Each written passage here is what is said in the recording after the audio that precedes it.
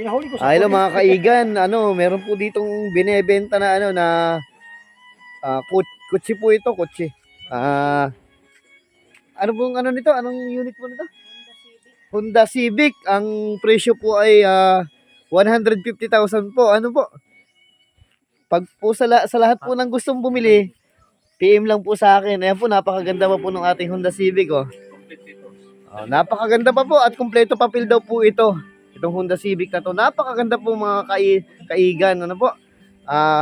Napakabilis daw po nito. Tumatakbo daw po ito ng 80 per hour. Ayan, ayun, kitang-kita nyo naman po. Sobrang ganda pa po nitong ating Honda Civic na to. Ayan, kaya po sa lahat ng gustong sa lahat ng may gusto, PM po sa akin, oh.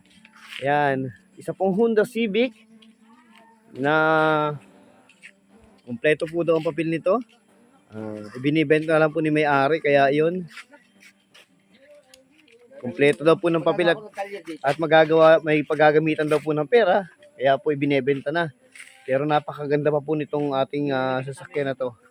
Hindi lang po kasama itong aso. Ano po? Hindi po kasama ang aso, kaya po Pati yung nyug na yun. yung nyug po hindi rin kasama. Pero yung Honda Civic talaga po, totoo. Binebenta po ito ni ang pangalan po ng may-ari nito ay Kuprit. Hindi, kaibigan po natin yung kaibigan natin. Sige po, para sa lahat po ng gustong kumuha nito, PM po sa akin.